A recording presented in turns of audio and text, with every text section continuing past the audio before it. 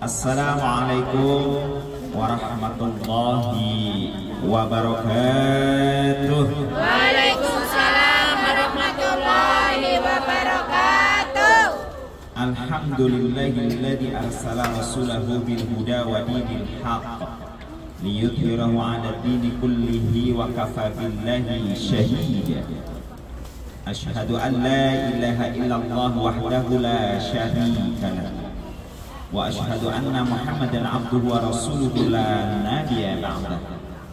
Allahumma shalli wa sallim wa barik ala sayyidina Muhammadin wa ala alihi wa ashabihi ajma'in, amma ba'du. Qala Allah ta'ala fil kitabihil karim, a'udzu billahi minasyaitonir rajim. Wabtaghi fima ataka Allahu daral akhirah wa la tansa nasibaka minad dunya wa ahsin kama ahsanallahu ilaik wa la tabghil fasada fil ardh innallaha la yuhibbul mufsidin. Sadaqallahul azim. Teman-teman, bidadari-bidadari surga yang berjalan di muka bumi yang dirahmati Allah Subhanahu wa taala, bersyukur saya kepada Allah di hari yang penuh barokah ini. Allah memberikan kehormatan saya untuk bisa bersilaturahim dengan teman-teman semua bidadari-bidadari surga yang berjalan di muka bumi. Apa kabar semuanya? Alhamdulillah sehat. Nah, biar jawabnya tidak nyecer, kompak dan semangat, pakai yel-yel dan gerakan tangan. Alhamdulillah, luar biasa. Allahu Akbar. Bisa? Oke. Teman-teman, bidadari surga yang berjalan di muka bumi, apa kabar semuanya? Alhamdulillah. Allahu Akbar. Ya, tepuk tangan yang meriah. Oh, ya, masih bisa. Baik, sebelum lanjut ke materi, posisi duduknya barisan sebelah kanan saya. Dalam posisi duduk, serong kiri, gerak. Nah, yang sebelah kiri saya dalam posisi duduk, hadap serong kanan, gerak. Nah, biar enak ya, jangan sampai nanti tenggelam habis acara ya, miring-miring terus. Teman-teman, sebagai bagian dari rahmat kasih sayang Allah kepada kita, diberikannya kepada kita modal kehidupan. Bahkan semua manusia, baik yang lahir dari mukmin maupun non mukmin, baik yang terlahir dari orang kaya maupun miskin apapun, baik yang terlahir dari pejabat raja di raja maupun rakyat jelata, semua yang terlahir ke muka bumi ini diberikan modal, disebut juga aset, potensi yang sama, gak ada yang berbeda. Laki-laki maupun perempuan dapat semuanya. Dan Allah kemudian menurunkan firman-Nya untuk kita lewat Rasul kita Muhammad sallallahu alaihi wasallam, agar kita mampu mengolah semua itu, mengerahkannya dengan sekuat tenaga untuk meraih kehidupan kita, untuk meraih karunia Allah di negeri akhirat. Nah, seruan ini dulu ya, sebelum modalnya nanti kita bahas. Seruan bahwa kita harus mengerahkan semua potensi yang kita miliki ini Allah tuangkan dalam surah Al-Qasas. Ada yang tahu surah Al-Qasas surah yang keberapa? Biasanya yang ikut program One Day One Juice itu tahu. Ya, surah Al-Qasas surah keberapa? An-Namlu Al-Qasasu Al-An Kabur Luqmanus Sajadah. Ada yang hafal? Oh, enggak hafal nama-nama surat juga belum hafal. Ya, saya Al-Fatihah, Al-Baqarah, Ali Imran,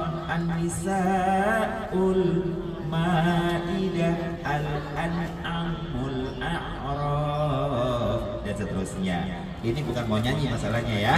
Jadi nyanyi selingan aja. Nah, Al-Qasas itu adalah surah yang ke 28 ayat yang ke-77. Di sana Allah berfirman, A'udzubillahi minasyaitonir rajim. Wabtaghi fima ataqallahu daral akhirah. Dan kejarlah karunia Allah negeri akhirat. Dan kerahkan semua potensi yang kamu miliki untuk meraih karunia Allah di negeri akhirat. Wala tansa nasibaka minad dunya, akan tetapi jangan kamu abaikan bagianmu di dunia. Wa ahsin kama ahsanallahu ilaik, dan kamu harus profesional mengelola semua potensi itu. Dalam mengerahkan, dalam mengejar dengan segera semua yang kamu miliki, segera kerahkan. Tapi harus profesional.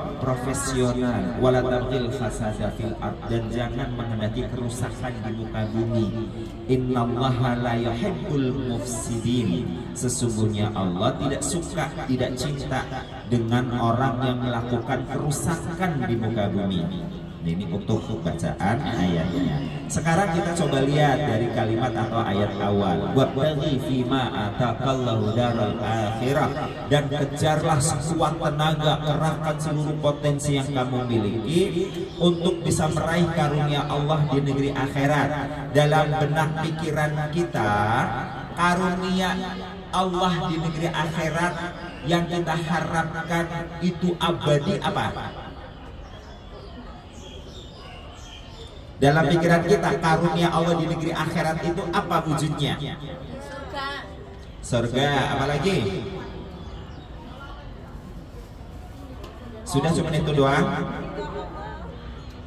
Ridha Allah. Kalau masuk surga insya Allah sudah dapat ridha Allah.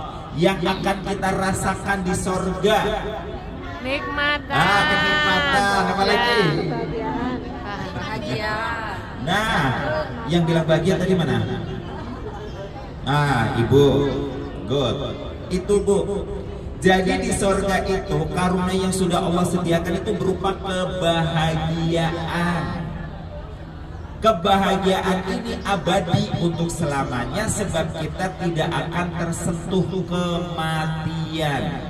Kalau sudah masuk ke negeri akhirat, ini ngomongin surga dulu ya. Yang neraka juga sama-sama abadi. Yang di surga abadi dalam kebahagiaan, tidak ada duka nestapa, tidak ada kematian. Yang di neraka juga abadi dalam penderitaan. Nah, makanya nanti di surah Az-Zumar ketika Allah menggambarkan bahwa orang-orang bertakwa digiring masuk ke dalam surga berombong-rombongan, itu nanti malaikat penjaga surga datang menyambutnya. A'udzubillahi minasyaitonir rajim. Wasiqal ladzina taqaw rabbahum ilal jannati zumara. Dan orang-orang yang bertakwa kepada Tuhannya digiring masuk ke dalam surga berombong-rombongan. Ini rombongan kita, rombongan Safa dan Marwah, betul Bu? Iya kan? Ada lagunya juga tuh.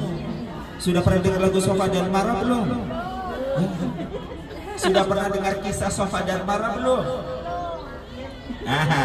Nanti boleh dicari. Safa dan Marwah, kisah bermula. Pernah dengar? Enggak juga. Nyanyi lah, no, ntar kebablasan jadi keselamat. Selingan aja. Safa dan Marwah itu sejarahnya adalah ketika Siti Hajar berlari-lari kecil mencari air buat putra kecilnya yang bernama Ismail.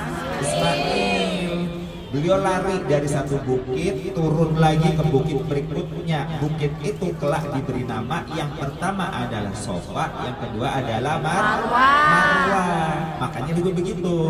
Safa dan Marwah, kisah bermula.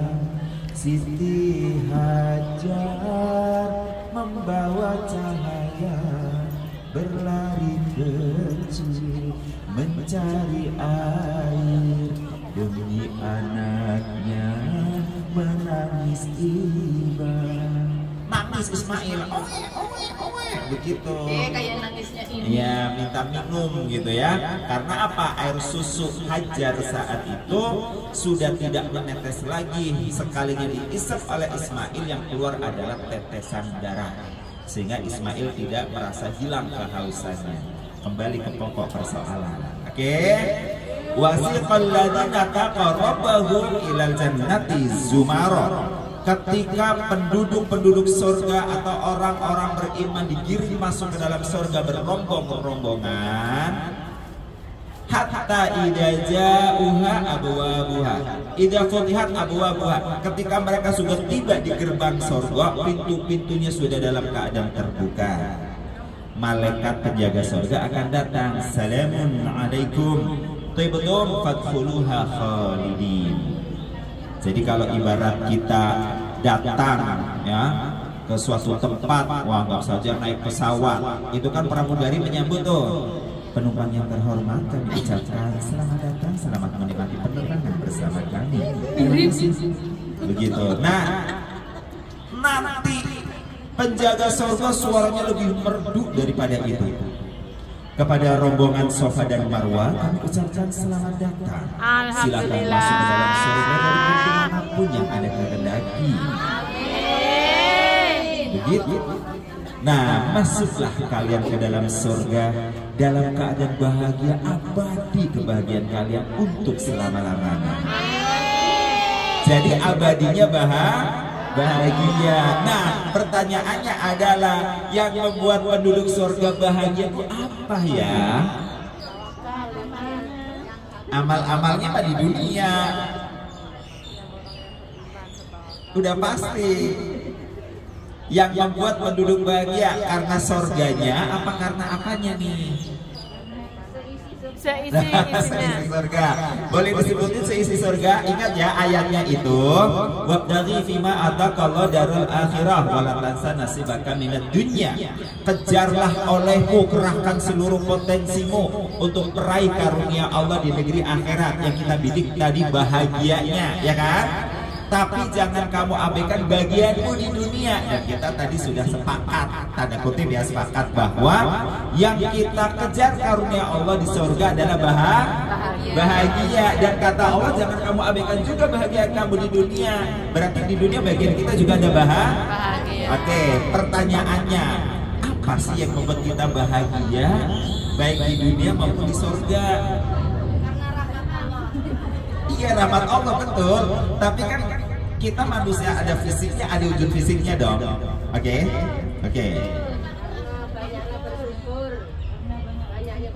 Banyak bersyukur. Jadi begitu masuk ke surga, alhamdulillah ya Allah, alhamdulillah ya Allah, cuma gitu doang.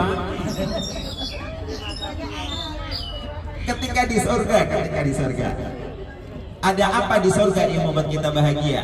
Berkumpul dengan Kanjeng Nabi. Cuman berkumpul dengan Kanjeng Nabi doang? Itu bonus. Itu bonus. Melihat wajah Allah, iya itu bonus. Iya, apa kenikmatannya, sebutkan. Iya, Allah ridho, betul. Wujudnya apa wujudnya? Nih di dunia, maaf. Jenengan ketika di kampung sedih. Kenapa? Pengen punya tabungan 10.000 perak saja setiap bulan, gak kelakon. Akhirnya ke Hongkong dong. Iya kan? Di Hongkong dapat dolar kan. Senang apa bahagia? Bahagia, senang. Lebih begitulah ya. Nah, maksud saya itu apa yang kita inginkan terdapat di surga. Nah, yang kita inginkan itu apa wujudnya? Ya apa aja kita minta di surga dikasih. Iya betul, buatnya di dunia wujudnya nopo di sana itu. Apa yo? Apa? Apa aja tuh? Kalau lepas angkat kedua tangan. 1, 2, 3. Lepas. 1, 2, 3. Yang tinggi. Nah. Oke. Di surga itu yang membuat atau pemicu begitulah ya kita bahagia karena di sana ada fasilitas-fasilitas dasar kemanusiaan kita. Di dunia ini juga ada dan harus ada. Makanya ayat ini bilangnya ibtigho, segera kejar itu semua karunia. Tapi ingat, jangan abaikan bagianmu di dunia. Oh, berarti di dunia ada, di surga juga ada. Iya. Dan kita harus melakukan itu. Apa itu? Sandang, pangan, papan. Betul apa laras? Yes. Kita butuh nggak fasilitas dasar ini? Betul. Betul. Oke. Kita butuh sandang, pangan, papan. Tapi sendirian. Cengok apa bengong? Cengok. Kenapa cengok, Bu? Gak ada temennya. Nah, jadi butuh apa? Butuh teman. Teman doang nih. Ya. Teman nggak bisa dia papain nih. Nah, sandang, pangan, papan, pasangan. Nah itu teman hidup. Nah itu makanya Allah juga ngingetin kan, jangan kamu abaikan bagianmu di dunia, karena ini nanti ada di akhirat, di surga itu ada. Oke? Satu lagi apa lagi kira-kira? Sandang, pangan, papan, tapi nggak mau dewean. Keluarga. Lihat tadi udah keluarga pasangan. Lah kan kalau keluarga itu sama anak, sama bapak. Ini kan tadi baru Udah, pasangan. itu bagian dari pasangan. Oh. Kalau nggak punya pasangan nggak nganak, Mbak. Iya kan? Ayo satu lagi. Sandang, pangan, papan, pasangan, tapi bengek mulu. Enak apa sedap? Kesehatan. Kesehatan. Tepuk tangan yang meriah. Oke, kejawab ya. Jadi di surga itu ada sandang, pangan, papan, pasangan, kesehatan. Penduduk surga itu sehat-sehat. Maka di dunia kita juga harus nggak boleh dikit-dikit rematik, dikit-dikit retak, dikit-dikit bengek, ya kan? Tuh, itu bagian kita juga di dunia. Betul apa laras? Takbir dulu, Allah Akbar. Sudah kebayang sampai di sini? Oke, clear ya. Lanjut kalau begitu. Nah, lantas ketika Allah memerintahkan kita mengerahkan seluruh potensi itu dengan bersegera, apa aja sih potensi yang segera harus kita kerahkan itu? Yuk kita lihat sabda Rasulullah Sallallahu Alaihi Wasallam. Oke, ngomong-ngomong saya dikasih kesempatan bicaranya berapa lama? Wah. Kata Bunda Amin, saya ada acara lain Pak Ustaz. Oke ya, lanjut dulu. Apa ya yang potensi yang ada di tubuh kita yang Allah kasih dalam kehidupan ini? Begitu ya. Tadi saya sudah bilang, baik orang yang terlahir dari orang tua mukmin maupun non mukmin. Oke, kaya maupun miskin, raja maupun rakyat jelata, laki maupun perempuan, semua yang lahir ke permukaan bumi ini Allah sudah kasih modal yang sama, kasih potensi yang sama. Sebutin satu aja dulu deh. Ada yang tahu modal utama kita lahir ke muka bumi ini apa?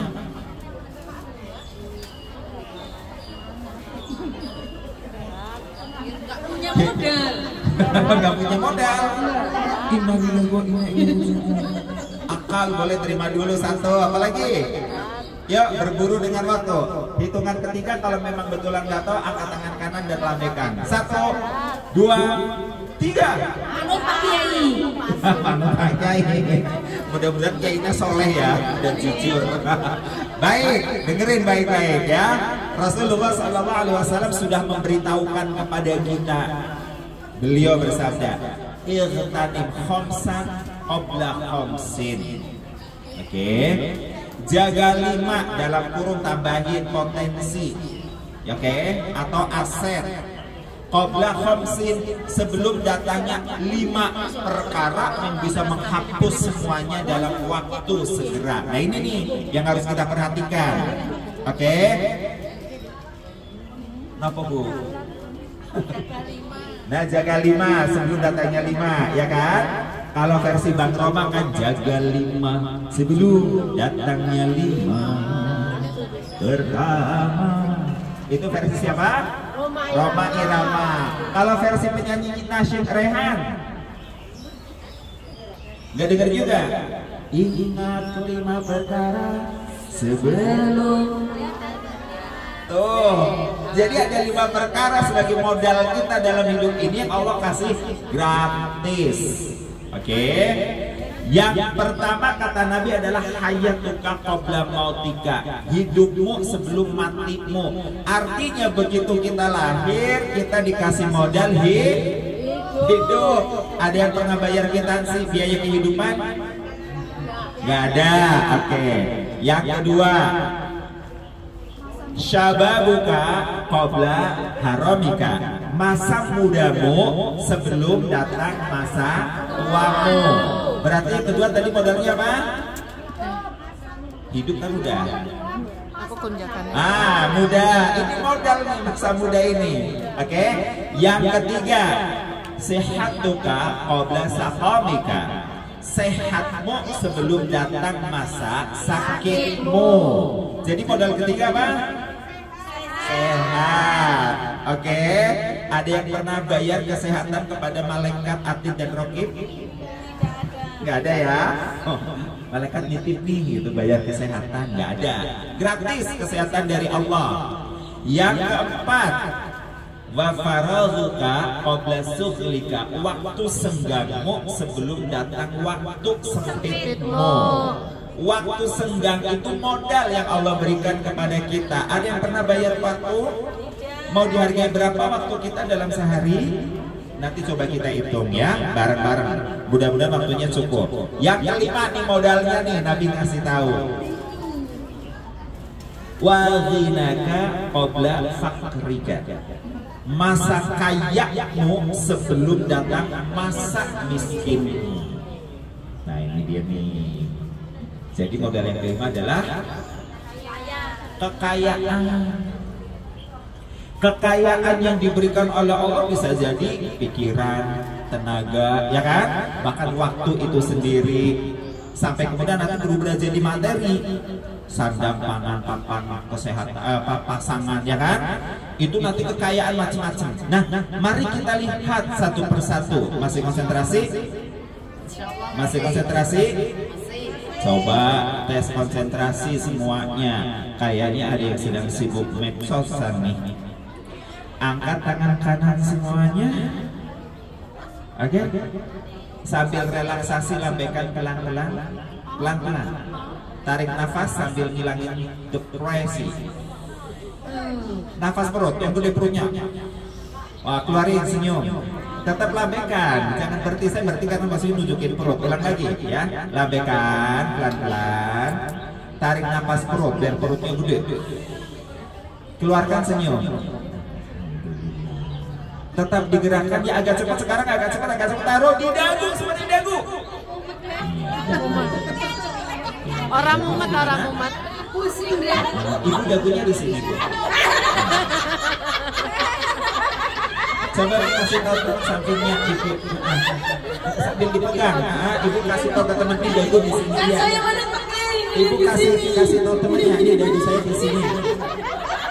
Nah, ibu dagunya di sini ya Bu ya, dari tadi. Akhirnya sadar.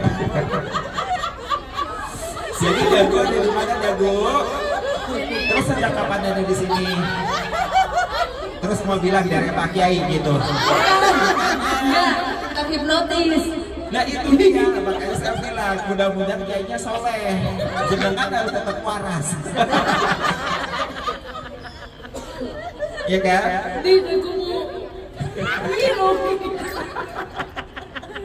Oh, makanya dari pakai nggak salah, benar terus. Tapi yo yang tetap dicerna, ngoten lo ya. Pakai juga manusia kan yo nalalune. Terus ntar kalau kayaknya salah yo udah dikasih maki.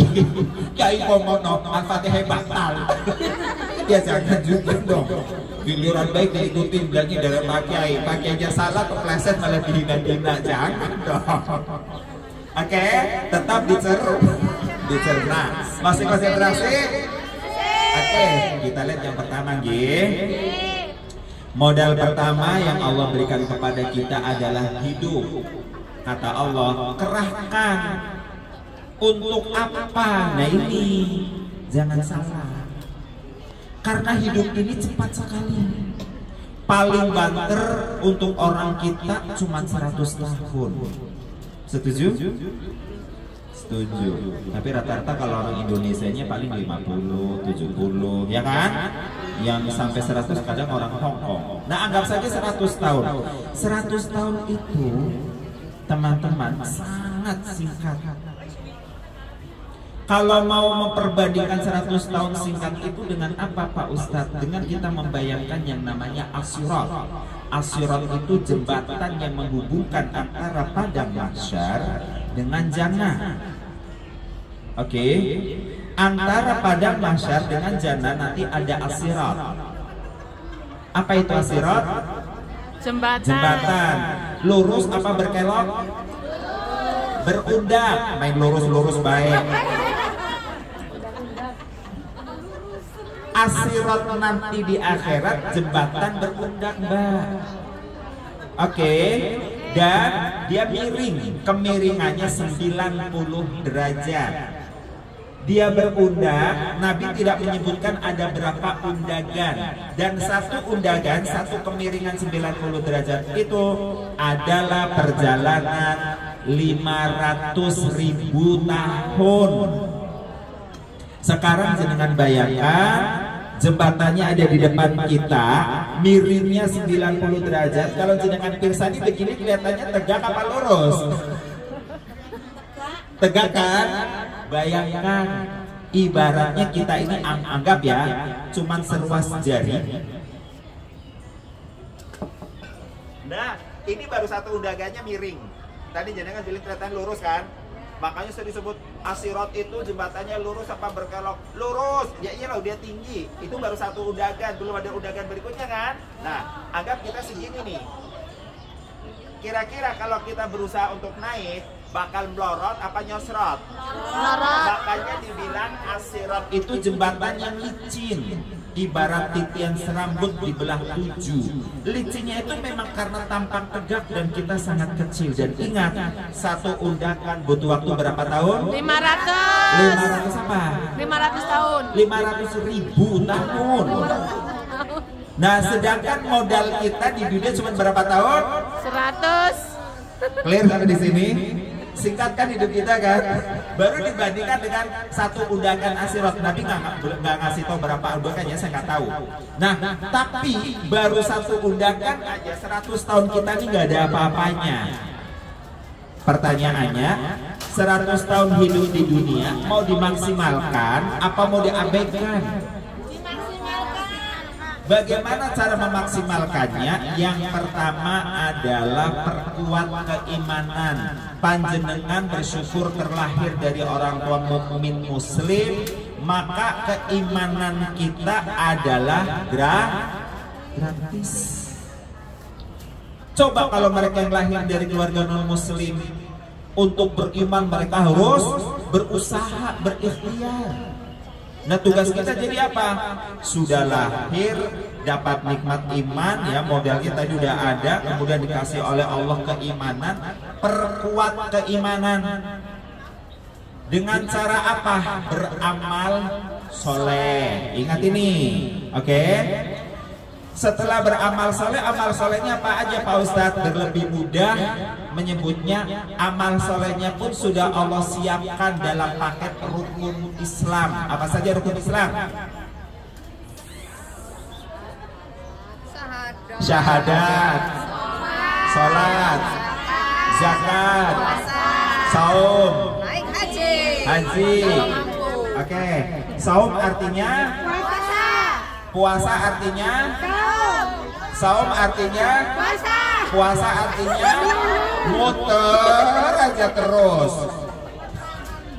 Saum artinya menahan, puasa artinya meninggalkan nasi. Beda sebenarnya, padan katanya terlalu jauh sebenarnya. Jadi saum itu menahan dari makan nasi, minum air, berhubungan badan apa? Berhubungan layaknya suami istri itu, Bu. Berhubungan badan, ibu berhubungan badan dong, Bu. Oke ya. Jadi dalam hidup ini kita harus segera perkuat keimanan, beramal soleh dengan 5 rukun Islam. Jangan lupa amar ma'ruf nahi mungkar. Kemudian apa lagi? Bersedekah. Supaya apa? Begitu ajal tiba atau gerbang kematian dihadirkan, jangan terjadi penyesalan. Ingat, tadi hidup kita cuma 100. Di tahun ke-100 dan sebagian kita kurang dari itu, akan Allah hadirkan kematian. Jangan sampai kemudian kita mengatakan, Rabbi laula akhartani ila ajalin qarib. Ya Allah, sekiranya kau undur saja datangnya ajal ini sampai waktu yang paling dekat. Kenapa ada orang semaya seperti itu? Ngerti semaya? Tahu. Ya, minta tenggat waktu. Rata-rata orang kalau sudah didatangi kematian, mereka minta tenggat waktu. Mirip kayak orang yang suka utang, begitu ditagih pasti minta Waktu besok molor. Nah, kalau diturutin bisa-bisa orang nggak mati-mati juga gitu ya. Makanya Allah nggak nurutin nih. Nah, apa alasannya? Fa'asaddaqa wa aku minas sholihin. Supaya aku bisa bersedekah ya Allah, dan aku bisa bergabung dengan orang-orang yang beramal soleh. Oke. Jadi kehidupan yang cuma 100 tahun harus diisi dengan iman, amal soleh, apalagi amar ma'ruf, nahi mungkar, apalagi sedekah. Jangan lupa ini. Yang pertama. Jelas sampai di sini? Ada yang mau ditanyakan? Lanjut. Takbir dulu. Allahu Akbar. Yang kedua, modal bekal potensi yang Allah berikan kepada kita adalah syababuka qabla haramika. Masa mudamu sebelum datang masa tuamu. Masa muda ini teman-teman teramat sangat singkat.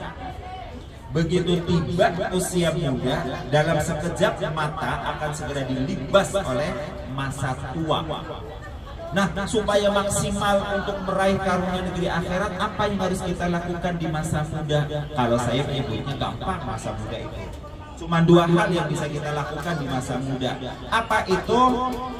Ilmu, kerja, atau ilmu dan kerja. Kalau bahasa Sundanya learning by doing. Apa artinya?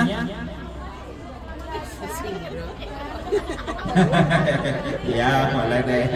Ya learning by doing. Belajar sambil bekerja. Nah, hati-hati nih. Kita sebelum berangkat ke sini diajarin dulu kan di agen. Ada training. Oke. Sampai sekarang masih ikut training lagi nggak? Nah, itu paket-paket kehidupan. Kehidupan muda ini jangan lupa learning by doing itu jalan terus. Maksudnya bagaimana? Ketika kita butuh melakukan satu pekerjaan, kita memang harus belajar. Tapi ingat, kalau sudah bekerja, jangan tinggalkan belajarnya. Ibarat kata, jangan seperti oknum anggota parlemen. Kalau lagi kampanye, rajin baca ayat kursi. Supaya apa? Supaya dapat nanti kursinya di gedung DPR, MPR atau DPRD. Ya kan? Kumpul sama jamaah yasinan sofa marwah. Ibu-ibu yang dirahmati Allah, saya mohon doakan saya. Mari kita bersama-sama membaca surah ayat kursi. Wow, jamaah baca. Dia sendiri tak bisa tanggap, tapi tampaknya serius. Amin. Ya kan? Serius. Jadi waktu nyalek, waktu kampanye, waktu pemilu, rajin baca ayat kursi. Begitu kursinya dapat, lupa ayatnya. Ya jangan pilih yang begitu. Ya kan? Kalau udah dapat justru harus merangkul rakyat, disambangin, didatengin, ditanyain apalagi kebutuhannya. Begitu harusnya yang benar. Nah, kembali lagi, kalau kita dulu mau masuk agen, mau masuk majikan, belajar, kan begitu kan? Begitu kita sudah kerja, jangan lupa belajar. Jangan ada alasan gini, Mbak, ayo Mbak ngaji apa?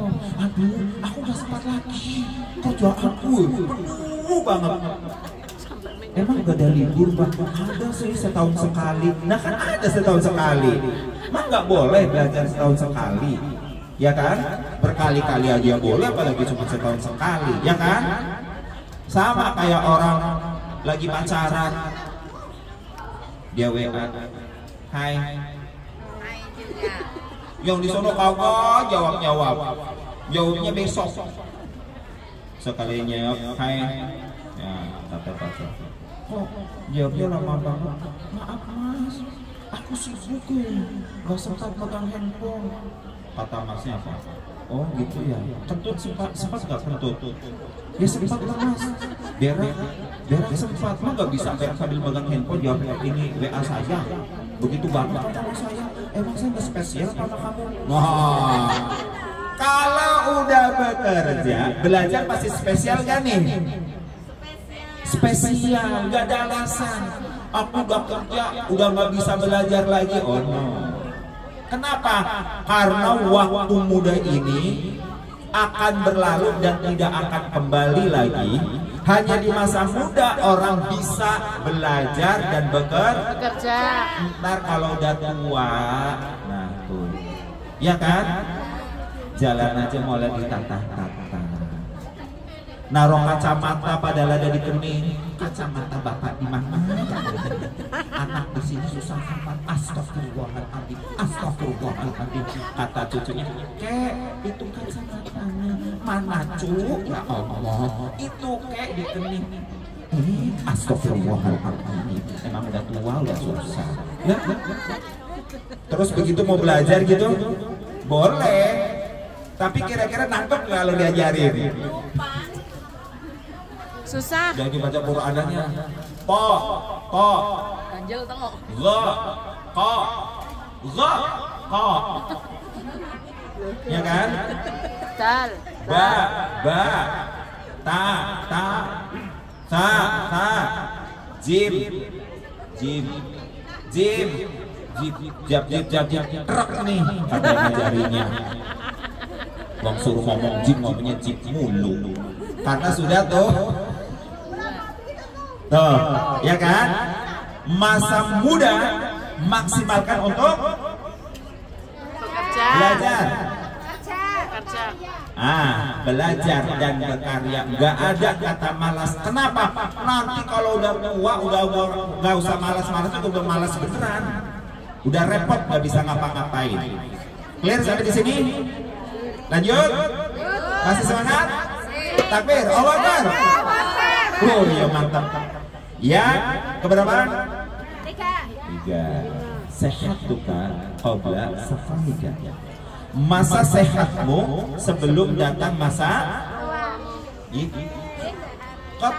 Sakit.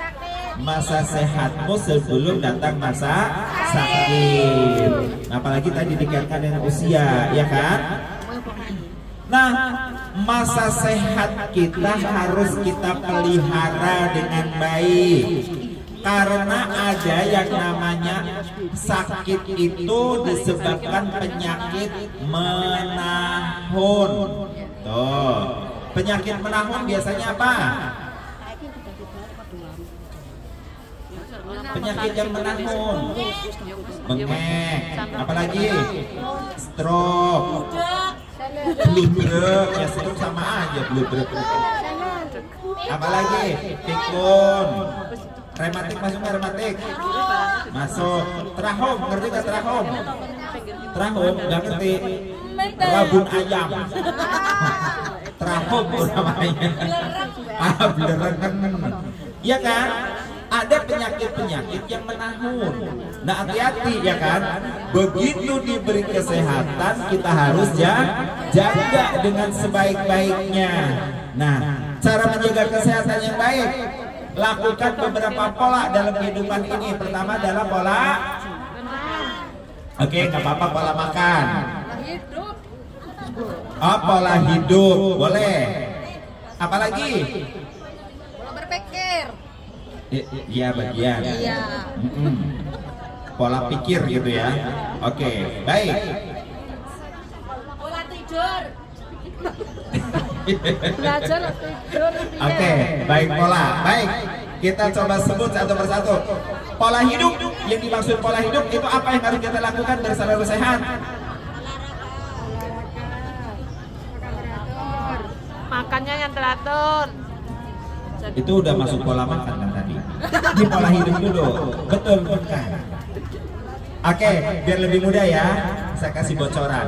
Pola hidup itu sering disebutkan, digunakan untuk menyebut gaya hidup. Oke, selagi sehat, hidup jangan gegayaan. Biar dibilang keren, dibilang gaul, kemudian rokok. Oke, itu namanya gaya hidup. Minum minuman keras. Itu ada kelas-kelasnya apa nggak ada? Ada. Ada kelas AO. Itu apa AO? Kelas rakyat, arak obat. Tapi kalau sudah namanya white, kelasnya kelas atas. Itu namanya pola hidup. Kemudian makan maunya terus yang bermerek. Ada istilah junk food, fast food, ya kan? Tuh, hati-hati. Pola hidup. Pola makan, makannya halalan, thayyiban, yang halal dan baik. Nah, yang ketiga nih, pola aktivitas. Aktivitas itu tadi pola tidur, pola pikir, pola aktivitas. Jangan lupa olahraga. Pola aktivitas. Aktivitas seorang mukmin dalam 1 kali 24 jam itu dibagi waktu-waktunya. Ada waktu untuk orang lain, ada waktu untuk diri sendiri, ada waktu untuk Tuhannya. Olahraga termasuk waktu bersama orang lain apa diri sendiri? Sendiri, me time. Salah satu me time adalah olahraga. Maka saya ingin nanya, siapa yang dalam 3 hari ini sudah berolahraga? Angkat tangan. 1, 2, 3. Setiap hari karena jalan kaki begitu. Nah, jalan kakinya jenengan buru sayuran apa buru masakan? Buru sayuran ke pasar, Pak.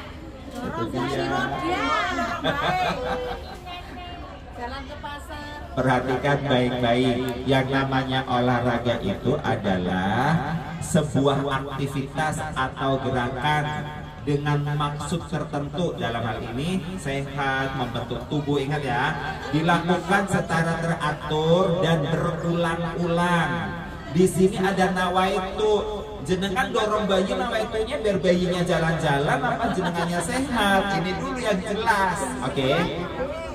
Bukan nggak boleh jalan kaki, buru waktu ke pasar boleh, itu bagian dari olahraga. Tapi ingat, itu kan baru menguatkan betis, paha dan kardiovaskular, otot jantung. Emang otot keteknya dengan nggak perlu kuat. Emang getah bening mau jenengan biarkan saja numpuk di bawah ketiak. Getah bening kalau tidak dialirkan, 1 dari 2 bisa memberi kontribusi kanker payudara atau kanker paru-paru. Pilih yang mana? Nggak pilih. Innalillahi, nggak pilih olahraga sama sekali. Maka tadi saya bilang kalau nggak digerakkan, bisa ada 2 kemungkinan bakal berkontribusi menjadi pemicu kanker payudara atau kanker paru-paru. Saya tanya pilih mana? Gak ada yang dipilih. Olahraga, olahraganya gampang. Nih, menghindarkan pemicu kanker payudara dan kanker paru-paru. Jenengan sambil dorong bayi kan gak dorong terus dong, misalnya. Di setel dulu dong remnya, ya kan? Ya. Direm dulu, dicagak dulu, sambil nyagain bayi kan bisa. Tuh, 2. Ya nggak usah 1, 2, 1, 2 kali.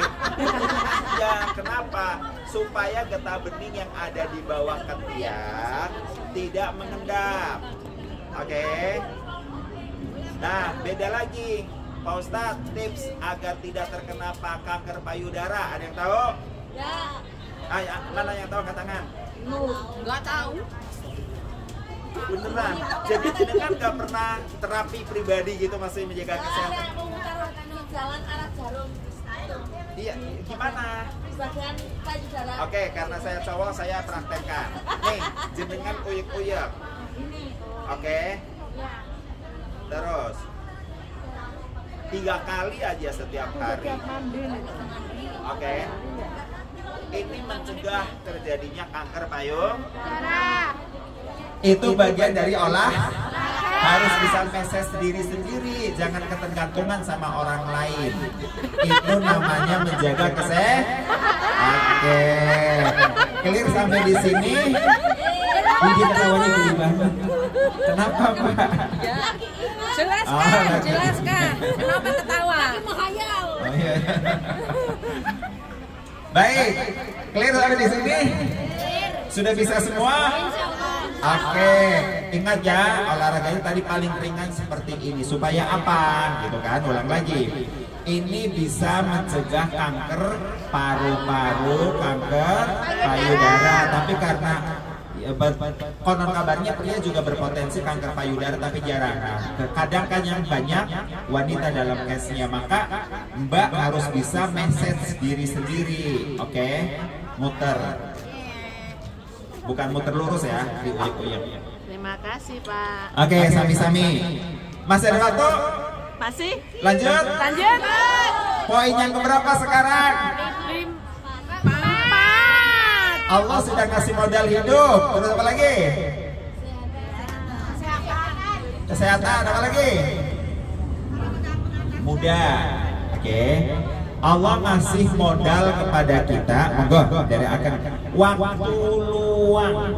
Nah, waktu luang ini bisa jadi tipuan kalau kita tidak segera gunakan untuk kemanfaatan. Makanya Nabi menyebutkan al-waqt kasyayf, waktu itu seperti pedang. Jika kita tidak menggunakan dengan baik, maka dia bisa memenggal leher kita. Sekarang mari kita coba hitung, biar kita tahu, oh ternyata kalau waktu luang tidak digunakan saya akan rugi ya, gitu. Siap untuk berhitung? Ada yang handphonenya bisa disiapkan untuk kalkulator? Oke, coba siapkan dulu handphonenya untuk kalkulator.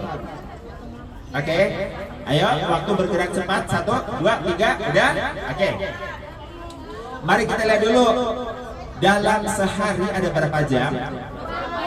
24 jam kita breakdown jam menjadi menit. Berarti 1 jam ada berapa menit? 60 menit. Kita breakdown lagi dari menit menjadi detik. 1 menit ada berapa detik?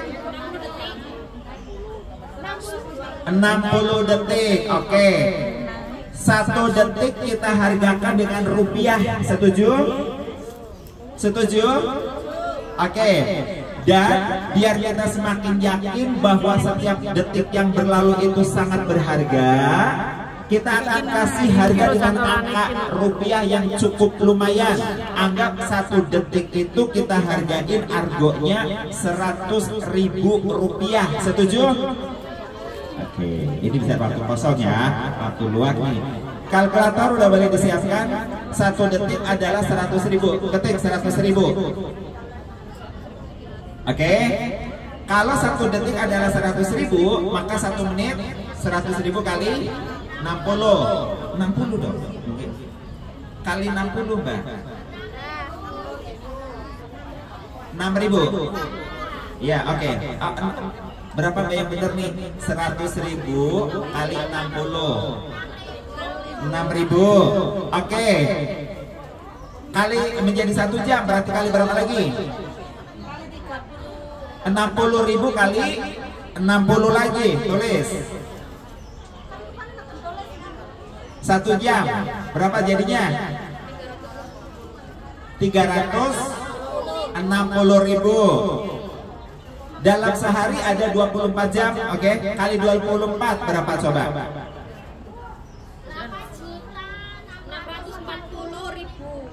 8 juta. Oke, udah benar tulisannya semua? Oke, saya sebut lagi ya, dari nol lagi dulu. Kalau 1 detiknya 100.000, maka 1 menit adalah 6.000 gitu ya. Kemudian 1 jamnya menjadi kali 60 360. 6.000 kali 60 jadi 360.000, benar? Oke, satu hari jadi 8.000 apa 8 juta? 8.645.000. Oke, clear ya. Jenengan dikasih waktu luang. Oke, ada harganya dong. Tadi 1 menit berapa? 6.000. 1 jam berapa? 360.000. Oke, jenengan gelongom 2 menit nggak ada yang kerjain, berapa ribu yang hilang?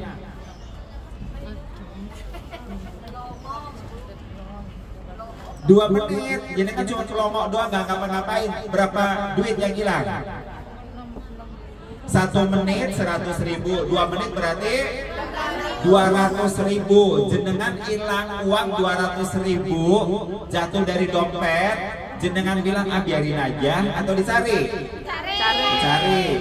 Sehari waktu kita nih luang kosong, anggap harganya tadi 86 juta. Nah jenengan punya uang di dompet hilang 86 juta. Jibrang-jibrang apa kaget-kaget? Tapi kalau hilang waktu nggak terasa. Oke, paham sampai di sini ya. Jadi waktu senggang itu harus segera digerakkan dengan kegiatan-kegiatan, terutama yang baik, supaya apa? Tidak hilang waktu kita. Sekarang yang kelima, terakhir, penutup. Masih konsentrasi? Oke, dikit lagi.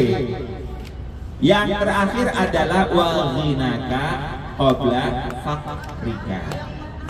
Oke, siapapun kita, semiskin apapun kehidupan kita, pasti punya pakaian lebih dari 1 lembar. Betul apa laras? Terus mau bilang miskin? Ya kan? Nggak berarti jenengan kaya. Tuh dulu juga ada lagunya tuh, Qasidahan. Walau hidupku miskin apapun, orang bilang termiskin di dunia. Ya kan? Terus apa? Masih bersyukur ku punya ruku untuk sembahyang. Oke? Jadi orang miskin itu kalau dia tidak, ayo, orang miskin itu kalau apa? Orang miskin itu kalau apa? Oke, kalau ditanya orang miskin gak bisa jawab, kita kembali ke hadisnya. Oke, waghinaka qabla fakrika, dan masa kayamu sebelum datang masa miskinmu. Orang disebut kaya ketika dia apa?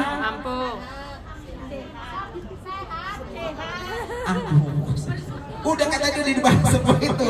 Ini lagi bab materi yang ada. Oke, ulang lagi.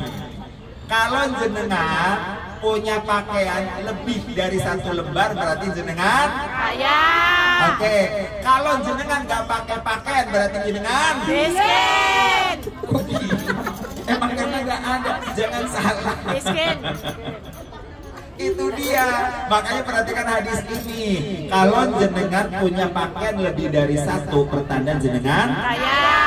maka perhatikan dan gunakan kekayaan itu untuk sebaik-baiknya. Jangan punya pakaian, punya makanan, punya barang ditumpuk-tumpuk, ditendet-tendet. Alasannya buat nanti, buat bentar, buat nanti, buat bentar. Gak ada yang dikeluarkan. Nah ini. Sementara di sekeliling kita mungkin ada orang yang membutuhkan. Nah artinya kalau kita punya harta lebih dari yang kita pakai, maka sebagiannya boleh disedekahkan. Supaya tadi ingatkan ayatnya disebutin, laula akhartani ila ajalin qarib fa asaddaqa wa aku minas sholihin. Ya Allah, undur sedikit sampai waktu yang dekat datangnya ajal ini supaya aku bisa bersedekah. Tuh. akan terjadi penyesalan di mana orang yang punya harta tapi ngerasa miskin. Dan lebih repot lagi nanti di padang mahsyar, ada orang miskin dihisapnya sebagai orang kaya. Ini parah lagi. Ada orang yang otaknya mental miskin, walaupun dikasih Allah banyak sekali karunia, yaitu orang yang bakhil. Untuk sendiri aja kurang, ngapain bagi-bagi sama orang lain. Pernah dengar ada orang ngomong begitu? Teng Amerika apa teng Ameriki? Ameriki. Berikron apa Niki? Niki. Nah, kayak maka kata Allah ibtigha, segera kerahkan semua itu untuk meraih karunia Allah di negeri akhirat. Siap? Takbir, Allah Akbar.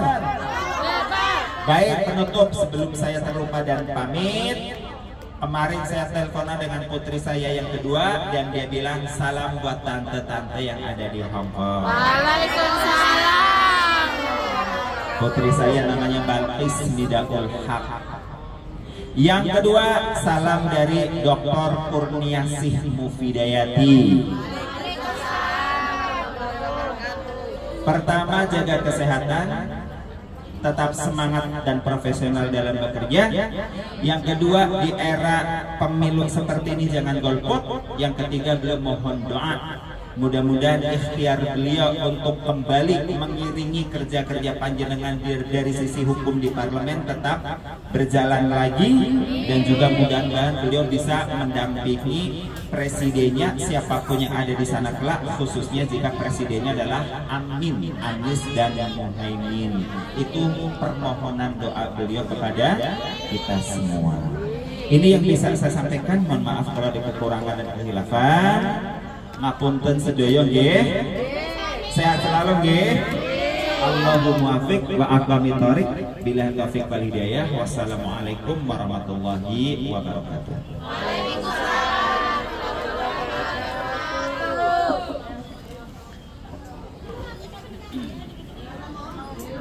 Alhamdulillah, Ustaz, terima kasih. Tadi belum